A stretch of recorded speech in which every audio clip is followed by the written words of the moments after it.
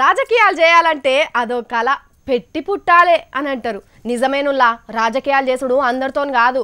పెద్ద పెద్ద చదువులు చదివినోళ్ళు కూడా 10 చదవనోడు చేసే రాజకీయం కింద నగిలిపోతారు. సినిమా హీరోల అసొంటోళ్ళే రాజకీయం నాతోని కాదని చేతులు ఎత్తేసిన వాళ్ళు ఉన్నారు. చిరంజీవి సార్ పార్టీ పెట్టి కాంగ్రెస్లో కలపలేదా? గట్లనే ఉన్నట్టున్నది కదా గీసారి ముచ్చట కూడా. ఇంకా పార్టీ పెట్టలేదు కానీ అప్పుడే లేని మాటలు మర్రేసుకుండా అవుతున్నది. మాజీ జేడి లక్ష్మీనారాయణ సార్కు పోలీస్ కొలువు చేసుడే గాని రాజకీయం చేసుడు ఇంకా వంట పట్టనట్టున్నది. ఏదో చేస్తానని కొలువుకు రాజీనామా చేసి చాలా రోజులు పబ్లిక్ లా తిరిగిండు గాని రాజకీయాలు ఎట్లా చేయాలనో తెలుసుకున్నట్టున్నాడు. కొత్త పార్టీ పెడతాడు అంటే సక్కన పోయి లోక్సత్తలో ఏరిండు కదా. జయప్రకాష్ నారాయణ సార్ కూడా మా పార్టీ పెద్ద మనిషి ఈయనే, ఇక ఆంధ్రాలో ఇదే పార్టీ మీద పోటీ చేస్తాడు అన్నట్టు చెప్పుకొచ్చిండ్రు. 2 రోజులు కూడా అయ్యిందో కాలేదో లక్ష్మీనారాయణ సార్ ప్లేట్ తిప్పేసిండు. ఏహే లోక్సత్తా అంతా తూచు, ఏమా ఇన్కమర్ ఉండేటోళ్ళంతా లోక్సత్తా వద్దు సపరేట్ పార్టీ మీదనే రాజకీయం చేద్దామంటున్నారు. వాళ్ళు చెప్పినట్టు నేను కొత్త పార్టీతోనే రాజకీయం చేద్దాం అనుకుంటున్నాను అన్నాడు.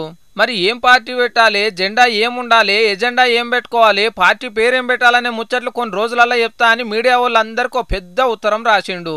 సరే ఆయన పార్టీ ఆయన ఇష్టం గాని కొత్త పార్టీ పెట్టుకోవాలని చెప్పిన అభిమానులు అదివరకు లేరా? వాళ్ళకు తెలియకుండానే ముందుగా లోక్సత్తాలకు వచ్చిండ్రా?